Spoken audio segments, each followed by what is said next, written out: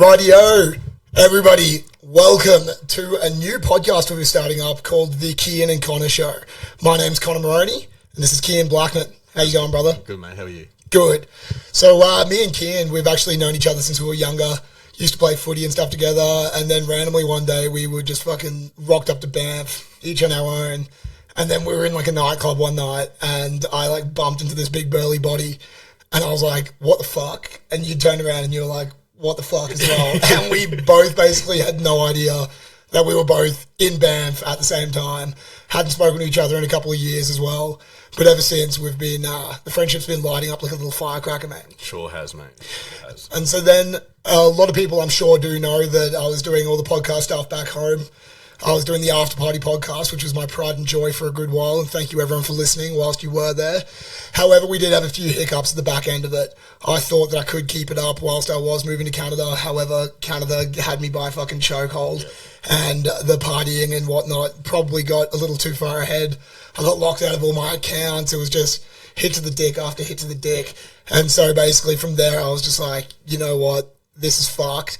I'm just going to chuck on the handbrakes and start something new. I love fucking podcasting, and that is what I want to do. And so, you know what? May as well rip off the Band-Aid and start fresh, and who better to do it with than my big boy right here. Mate, very happy to be doing this. Never done it before. Very excited. Yeah, mate, it is all good. No one really gives a fuck what we're saying anyway, so we'll figure it out from there. But basically, the whole idea of the theme of the pod, I guess, is that we are two just Aussie battlers that have moved to Canada.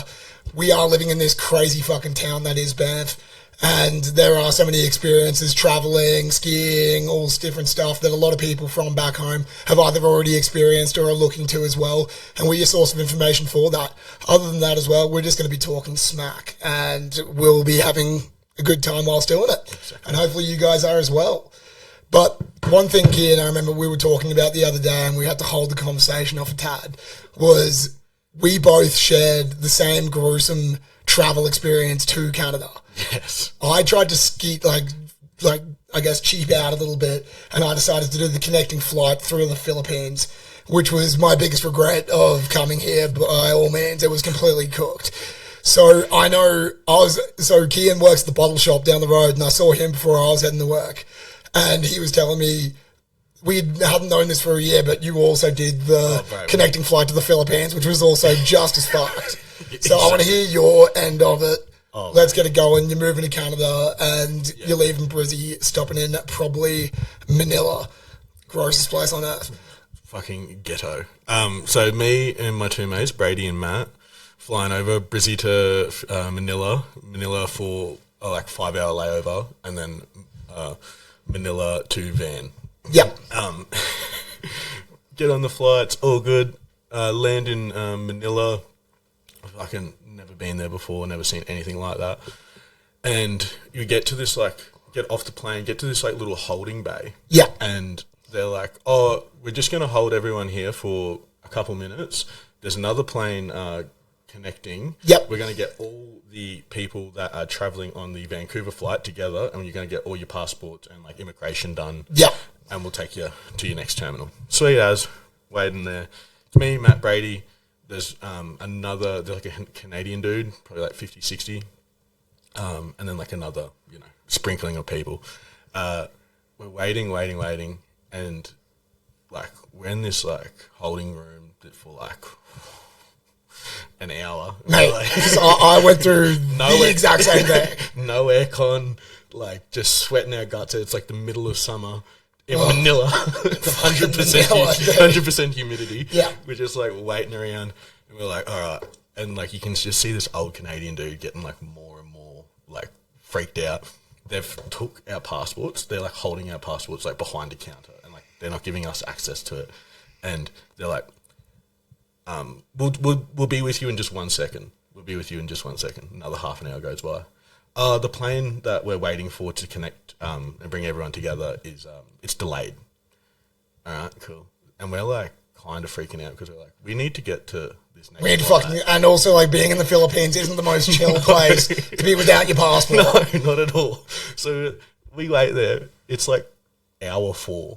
Yeah, bro, it's fucking horrific. Of a 5-hour layover. Yeah, Where you the toilet I've never seen anything like it. Was it the stand-up ones with the hose on the bum? It was the ones with the hole in the ground. Yeah. Oh, bro.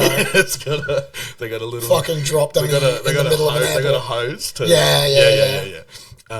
It's just water all over the toilet. Oh, bro, it's so gross. Ain't water problem. The Canadian dude starts freaking out.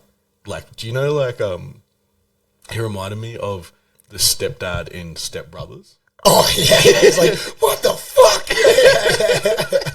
He's going off his head, just screaming at this little Filipino lady like across the counter, being like, "I want my passport now!" Just like, making like a full scene, and we were like, "Dude, chill out. Like, that's just you go about this with like sugar. You don't go about this being sour. Like, you gotta sweeten them up a bit. Play the game. Yeah. And he's like, "I don't give a fuck about that. I'm demanding my passport right now." He's making this full scene. We're like, oh, dude, like we just started like shuffling away from him. Yeah, like going to the other side of the room, and then with 15 minutes to go, the other plane lands, and then they grab all of us, run us from. We're in like a whole different. Dude, we did the exact same thing. Did you run through like 18 X-ray machines? We ran through like 18 X-ray machines. They were getting our bags and just throwing them through the machine. Oh, bro, same thing. They were just like, the only time I got scared was when the little Filipino lady in her high heels started running. That's when I got scared. They said they must do this. She was running, dude, and I was like, we're all fucking carrying like a luggage carry and on shit, trying to like make chase it. her. Bro, this is so funny because I'm like, this is crazy that this is how this fucking airport functions. Because I did the exact same thing. Had the most chill flight ever to Philippines. I'm like, this is going to be the easiest ride of my life. Just a little connecting flight. Yep. Same thing happens. They've got like, to put in perspective, the passports are stacked, like not ordered, they're just stacked on top of each other with like 100 different people. Yep. And they've literally just got all your information all fucking there. So then when you were talking about the Canadian G'ing up, I was the Canadian of our group. I was like, I went full bogan. I'm like screaming in this Filipino chick's face, going like, "Give me my fucking passport!" Like losing my shit, bro. And everyone around me. And then I had this one dude, like literally looked out of he looked like he was in National Lampoon. This USA dude. He had a USA hat and like a bald eagle on the fucking front of his belly. Like, and he was like, what the fuck? Like doing the same thing with me, and I needed like a rider, you know what I mean? I couldn't have chill dudes with me. But next thing we know, we're sprinting through the airport as well, like chasing this little Filipino man onto the flight. It was like Black Hawk Down, dude. It was horrific. And we were just like sprinting through the airport, and you're just like, how the fuck? They must do this they do it every day. So regular. And they're like, how about we find a fucking place to... Everyone's so chill about it. All the ones that work there, they're all like just throwing bags through the X-ray like, oh yeah, it's all good. Our guy picks up all the passports from the flight. He's got them all stacked up, like 30. Yep. There's no organisation, nothing.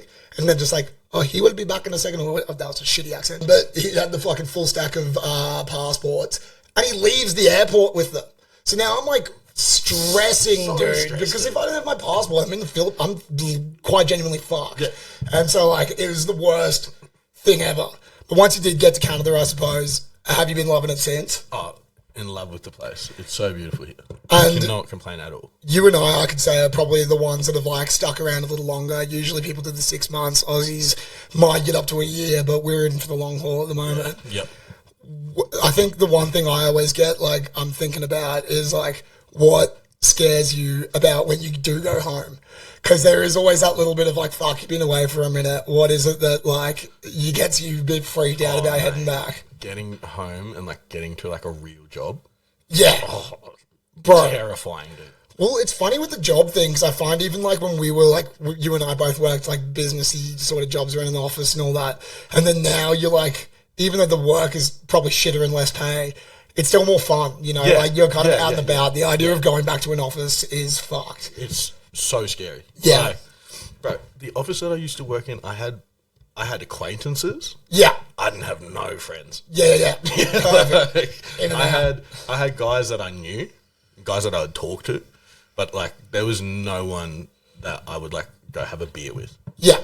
100%. And it was just such a weird environment. Like, yeah. And going back to that is fucking scary. No way. Not at all, mate. Dude, for me, it's every cunt and his dog fucking getting married and having kids at 25 and 24. I'm like, credit to them, good work, but it's absolutely fucking terrifying. Yeah, like when I go home in March, just for a month, I'm going to 3 weddings.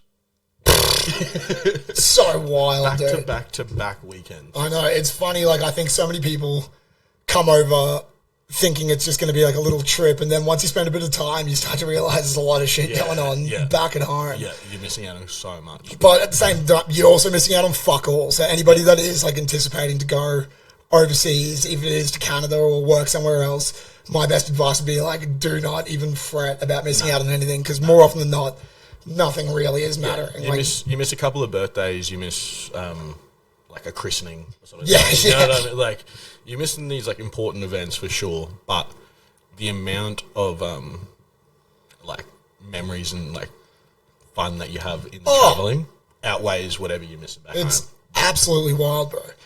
Anyway, we'll get into our first segment that I've been pondering over, and I'm calling it Backup Balloons. Me being balloons, there's a couple situations in my life where I do kind of get stuck on the fence where I'm coming out with a claim or basically boasting about myself to a point where I feel like I can get away with something that might not be able to get away with. Being bold. But I need a friend to kind of back me up and tell me as to whether I'm actually right and I should keep fighting the good fight on this cause, or do I need to be checked and have some reality brought into my life. So I'm looking for backup, but it might not always be the case because I could be wrong, and more often than not I probably am. But this was an argument that started all the way back in Oz at my old workplace, and it fucking ruffled feathers, no pun intended. That'll make sense in a sec. But I would bring this up all the time with everybody back home, and they would always tell me that I couldn't win this fight. But I brought it overseas as well, just to test it out over here, and I was talking to people about it at work the other night, and again, got a lot of backlash for it. Yeah. But my theory is that I feel if it came down to like life or death in a fight, I could kill a bald eagle with my bare hands. Yeah, bro. Wait, bro. No, like, let me cook. Okay. You get through those talons. Yes, that's it. It's just talons. You get through those talons. Gone. Fucking KFC, dude. I'm clocking that cunt. It's a cup, like, for sure. You're going to get scratched up. For sure. You're going to get hurt, like, really badly. It's probably going to, like, maybe cut, like, an artery or something like that. Yeah. Sure. You're not dying on scene. I got that dog in me. Yeah, exactly. I could fuck up a bald eagle. Yes, bro. And so, anyway, the funniest shit was there was this one dude, let's call him Dave, at my old job, so I don't want to crush his soul too much. But I would literally be like, oh, yeah, dude, like, I could beat a bald eagle. And he'd be like, no, you can't. You can't beat a bald eagle, dude. He's like, what? He even started to go into the realm of like David Attenborough. He started to go into the realm of like, my dad is so my dad's so strong, and he got like attacked by a bird one time, and it like fucked him up. Connor, you couldn't do it. You're not stronger than my dad, sort of thing. And I was like, you need to calm down, dude. Also, by the way, I'm ripping the wings off this thing. I'd like pepper him, and he would literally be like, no, like, don't, like, wouldn't stop, dude. But I'm like, people have this weird thing with eagles where they're like, oh, bro, they're so strong, they can pick up like a fucking goat. Are they a trout? Yeah, dude. I'm 100 kilos of pure Australian beef, mate. Yeah. They ain't picking me up for shit. Yeah. Like, they're gonna come with talons originally, and then after that, once they're on you, it's game on. Just Hulk smash that bird. I think if they don't get your eyes. Yeah, eyes could be an instant problem. Like if they probably would aim for the eyes as well. This is why it's a fair contest, however. But if they don't get your eyes and you've got visibility on your side, all you've got to do is grab its neck. Yeah. Like, and if it's getting that close to you, that means that you're in arm's distance as well. Exactly. Like, and they don't have hands, cunt. They got wings, and the talons are already in your arms. Yeah, so the you're talons are already in your arms. As long as you can duck that beak a little bit, if I can slip that. Yeah. You're all set, and this is good. That's a tick of approval. I've been backed up here, so we know we can take down an eagle. Also, my mindset is if you don't think you can beat an eagle, you've already lost. Yeah, and I don't want to be around people like that, dude. I don't want to be around people that think they can get taken down by an eagle because they aren't dudes I can roll with. If we're talking about your run of the mill, just like your house. Eagle. Like bald eagle. Like, you know what I mean? If you're just talking about your 1 for 1. Yeah. Got him, dude. Yeah, 100%. If you're talking about like the biggest one to ever exist, he might have me, sure. Yeah. But like, I'm it's still a fucking backing, bird, bro. Yeah, I'm just backing myself. I'm backing myself heavily. I'm backing myself. I'm not going down. Yeah. Fucking. Oh, I'm going no. regardless. He's losing it. Like that guy would have seen the eagle and been like just let him take him out, bro. He might take me out, fucked. But he's not leaving with all his feathers either. Yeah, you know no, I mean? 100%. You eat an eagle that night. He's needing to mend a wing. So, I also had another backup loans topic as well. A little bit harder to talk about with the miso soup sitting across from the other side of the camera. But anyway, when we first moved into this place, she's looking at me weird right now, but we were kind of like just getting all our shit together, clothes and stuff were fucking like everywhere. And I pretty much had like one work shirt. And like when I'm serving and running around, I can sweat that bitch up in the night. And it's like it's a job where like, let's say you work in a warehouse, you got a sweaty shirt from the day before, you might just be like, fuck it, chuck it on for the next day. We'll wash it after that. But serving people food, you don't want to be smelling like shit, obviously, you know. Of course not. And so I'm like, it's good to keep it somewhat clean. Anyway, right, I need to clean this one shirt. There's nothing, I don't have anything else to clean. I need to do it like an hour before work. So I fucking go grab the shirt and chuck it in the wash and start washing it. And then Riley, my girlfriend, looks out and goes like, what the fuck are you doing? And I'm like, what? She's like, you're washing one fucking shirt, like in the fucking wash. It's like a waste of fucking water. Like you're just like killing the planet one by one. And you're using like a whole load of washing and a dryer sesh for one shirt. Back me up. I need to get ready for work and I need that there. Or am I wrong and am I a piece of shit for doing the one shirt wash? No. I could understand if it was like monetary. No. If it was monetary and like our utilities were getting fucked by it, but we've got a flat rate of utilities. I would even back her if it was like, oh, it's just my favorite shirt. I just want to wear like, but it's my work shirt. I need it. Yeah. I'm not like, oh, I'm just going down to the pub. I need my favorite shirt. Like I need to be. This is like a work thing. Yeah. This is like, business. This is like OH&S. Like I can't come as a biohazard with fucking pit stains, bro, like on my shirt. Because there is nothing worse, bro, than when you're getting served food by a dude sweating that reeks, dude. And some days I reek. Right. Like there's been days, bro, where I've been like, because there's like some big dogs in Banff, right? Like it's very, for those who don't know, it's a very like hospitality driven town. There's restaurants and shit everywhere, and that's what connects a lot of people. So then you will also get some big hitters that come and dine at the restaurant, and someone will give you a little wink, wink, nudge, nudge before, like, hey, just letting you know, fucking Big Tony's over there. He's owns the fucking pie shop down the road. And you're like, fuck. And so anyway, there was this one day where I was like stinking like absolute tits, and I was fucking serving them, bro. But I'm like reaching, and it's like, it's desperate. It's Desperate Housewives, bro. So they're all like, oh yeah, it's like Timmy just went to school, and that's why I couldn't get my fucking boob job or whatever. And I'm like, oh shit. And I'm like trying to serve. None of them are looking at me or anything, but I gotta like reach over them. I'm doing these ones. The fucking. There's your food. Fucking. You're doing a bit of fencing. I'm just gonna pour. Yeah. I'm just gonna pour your guys' wine for you.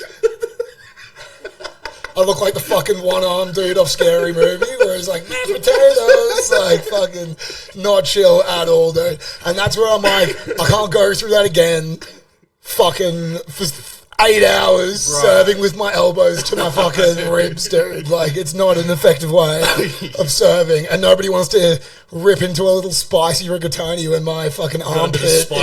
Yeah, exactly, dude. A little bit of fucking herbs and spices under there that no one wants to fucking like be... Italian herbs and cheese. Yeah, no, like, when I was working, like, in a finance gig, right? Yeah. It'd be, like, middle of summer. You got to hit it up with like the suit. I'd walk like 10, 15 minutes to like my like local train station, get on, 40 degrees, just bullets just pouring off me. I'd be sweating that much. I'd just make an executive decision. I can't go into work with like a sweaty white shirt. So bro. I'd put the suit back on. Oh, the old Dutch oven. Oh, mate, and just bask in it for like the first, like from, if I got into work at 8, I wouldn't take my jacket off until 11. Oh, bro, Because I know those, because we're bigger boys, dude. Like, that wet back. We ain't meant, we're not meant for suit pants and button-ups Like, tight and like, especially commuting to work on foot. And you're like, and you're in like Brisbane. and you've done the one, And you're like 38 degrees, 100% humidity. I'm sure you've done the ones as well where you're walking to work and you start to feel the sweat coming on and you start slowing down. Start doing the like, oh yeah, we're just going to kind of breeze this one out for a sec. You'll even go like the untucked at the back to let the back breathe because that'll help. Oh, bro, because if you're in an office and you smell like shit and there's 8 people around you for a full day. You're in there all day. Everyone's looking at us first as well, going like, oh yeah, fucking Kein didn't bloody fucking wash your shirt last night. Yeah, so that's why I'm all for. That's why I'm all for the wash your clothes. The one shirt wash. Wash your clothes. Like, fucking eat your heart out, Leonardo DiCaprio. You fucking like, tree bother. It would be optimal to wash a whole load. Yeah, don't get me wrong. It would be optimal. But if I've got an hour to work, I don't have time for towels. Don't blame me for being disorganised. Right? Yeah, like, no, we should be playing disorganisation probably. You're blaming But all me. I'm saying, not all the time. Not all the gear's all there for you to succeed. Yeah. Also, in regards to water, fuck me, mate. Like, we're wasting water left, right, and centre. Yeah, don't give me that when you literally just flush your toilet for no reason. Yeah. Like, you flush your toilet before using it. Yep. Oh, well. Nah. Take that, Riley. Sorry, mate. But I'm backing my boy in that one.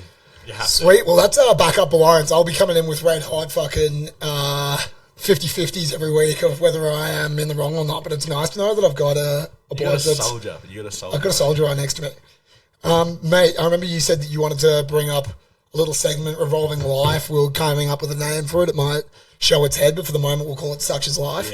Yes. Well, shout out to my brother and my sister-in-law. They've just we found out that they're pregnant. Let's explain for the listeners as well your family setup for brothers and stuff age-wise. Oh yeah, so like it's pretty out there compared to most people. But like, my oldest brother, 24 years older than me.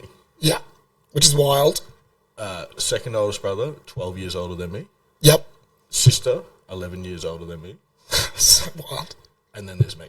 And then there's you. You're the I'm the young gun, the young buck.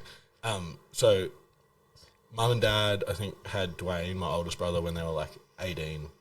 Like, mum was like 18 sort of thing. Struggled because you're fucking 18 and you had a child. And then the next two were like, we've got like a house, we've got like we're all cars, set up now. It actually makes sense now. Great jobs, like, you know what I mean? Force them into position. Yeah. And then those two came along, and then like just the little the blessing at the end when like the K-Dog when they were like 100% not thinking about it. Yeah, we're done, dude. It's been 11 years. Yeah. And then I just like come along. Shout out to the doctor that tried to abort me though. Kept trying to like be in my mum's ear like, oh, he's gonna come out like, but how you going and all that. You kind of did. So yeah, my brother, they've just done their baby shower, so they're having a little girl. It just made me start thinking about like life and death and all that sort of stuff. I just wanted to tell you this story about. I shouldn't laugh. It was no, it's revolving like my nana's funeral. Right. Yeah. So it was rest in peace. Blessings up. I know this is gonna be fucked. So like I'll set the day for you. So like we've done the what's the where you go to like the church at the start and they do like the eulogy and yeah like some reception of some description. Yeah beforehand. Yeah. So we've done that. Speak up a tad. We're going into the cemetery, and it is a like blistering day of rain. Like it was torrential. Yeah. Like so heavy. You couldn't see maybe 10, 15 meters in front of the next car. So we get to the cemetery, it's pissing down, and they've got like a gazebo sort of set up for like all of us.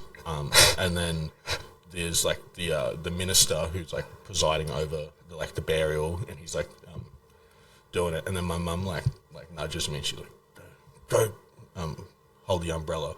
Go hold it for him. The father. Yeah. So I'm like, all right. Get the umbrella out there, I'm standing. So I've got one umbrella for me, and I've got one umbrella for him, stretched out for him. Yeah. And he's doing all the blessings and all that sort of stuff, and then it gets to the part where he's throwing like the holy water like on my nana's casket. Yep. So I've like gone to walk with him, and he's like, he's throwing water onto a casket. He's like 40 centimeters away. Yeah. It's torrential, bro. Torrential rain. I'm balanced because I've got one arm out here and I've got one arm here. I'm like fighting God's fucking piss. I take one step too close to the the grave plot. Yeah. Bro, the ground underneath me starts crumbling. Oh no, dude! It's like an avalanche into the grave, like a mudslide. And I'm like, I feel my legs just go from underneath me. And first thing I do is I just look up at my brother, and my brother's just gone. And then I look to my sister, and my sister's already gone. Oh no, dude! And I'm like falling into the fucking grave. Through like my mum's like, don't you dare! Don't you dare! And Yeah. I'm like, through the grace of God, like I was like wearing like black leather shoes, and like I just dug that heel into like, and then like took like one like good step back and just let the pastor just sit in the rain because I was like, sorry, bro, I can't get that close.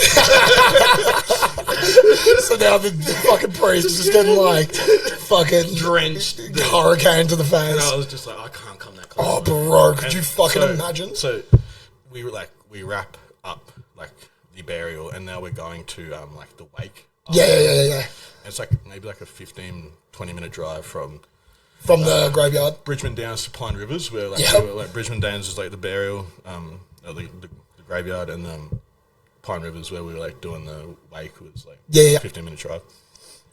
For 12 minutes of the drive, maybe 13, I was in the car with my brother and sister. They just laughed at me. Just roasting you, dude.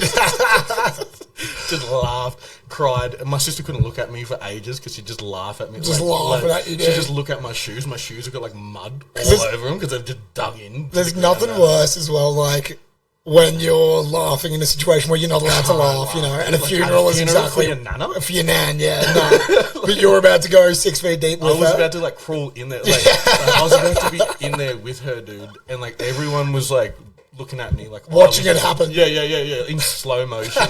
But like I was the one that planned to fall into like a grave plot. Like no, dude. Like, no. I didn't even want. I wanted to be under the gazebo with you guys because I'm the youngest. I got fucking kicked out there and had to. Like, fucking go do the fucking. You're do the Lord's work. Oh, bro! I'm just imagining you falling into a fucking onto the coffin, bro. So you would have taken that thing down with you, bro. You and Nan would have been going down together. Fucking dude. 6 feet, dude. Going down together. I would have fucking just buried you with her at that point. You deserve that.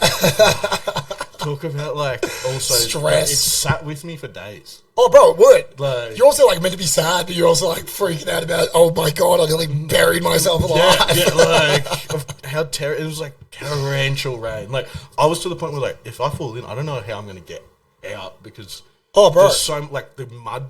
Oh, bro, it's so much going on. Out. Like, bro, I would have just freaked out inside there too. Oh, yeah, dude, if you're in the same grave as no, dude. It's like wedding and a funeral shit. It's fucking horrifying. Oh, that's so good. But yeah, I'm gonna try to keep running with like a bit of life. So like life, a bit of like life recalls. Funny life events. Like my brother's got like mad funeral stories. Like, but well, that's the thing. It's like think about any like family dynamic with brothers and sisters. It's already funny as fuck, but your brother is 24 years older than you, like literally double your age almost. Yeah. It's like there's so much that I couldn't even fathom the amount of grief you would have got hit with them growing up because you would have been 10 and they're in their 30s just fucking with you, dude. Like that we have to delve into that as well. It made me a lot sharper, but man, like I was getting bullied. I was in the jungle, like getting bullied by these people that are so much more older than me. And you did grow up in like a rougher part of Brizzy as well. It wasn't like my little private school bullshit. Fighting for my life of these dudes just teasing me. Like, oh, bro. Especially like a sister 11 years old. You would have been vicious. Vicious ads, man. So vicious. I'll come up with some life stuff. I mean, like, even I'm thinking about my nan's funeral as well. Like, we did everything super off the books. She was like not really about the whole big funeral thing. So we did something that like I thought was nice, but at the same time it is kind of fucked up. Yeah. So she lived next to Southport golf course. Okay. She used to golf like since she was a fucking kid, all the way up until she died, pretty much. And so we went. She was like She basically gave us like a final mission, and it was like to spread her ashes on the golf course. But it's private property, and like golf courses are weird. They don't let you just fuck around. It's not a footy field where you can go like spread them under the post or whatever. Like, no, like they're like fully like fuck no. So we sneak on in the middle of the night, whole family, all so drunk, decided beforehand in honor of her, we would all get dressed up in her fucking clothes.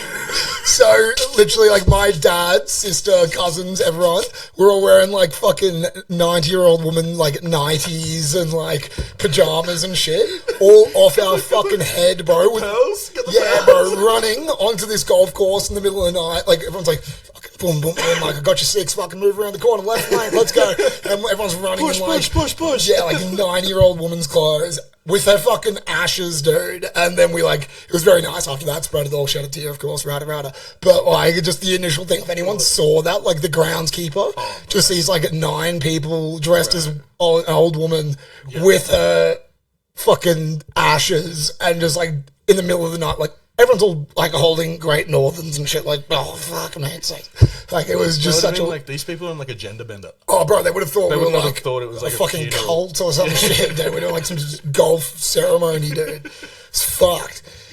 But anyway, there was the last little thing I wanted to talk about, something I was thinking about this week, is like whenever there's any big question in my life or whatever, I'll always like go to the internet, go ask and see what happens. It could be as simple as like, let's say like, oh, my fucking left lung is hurting or some shit, like what's going on with me?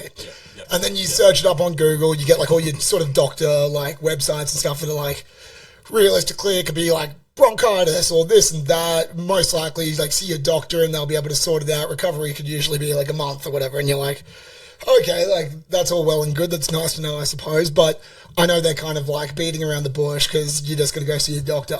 So sometimes I'll go to Reddit to get like the average person's fucking opinion, because that's where you're actually going to get your opinion, you know? A bit of realness. Yeah, a bit of realness. However, I've realised I'm too bitch for the realness.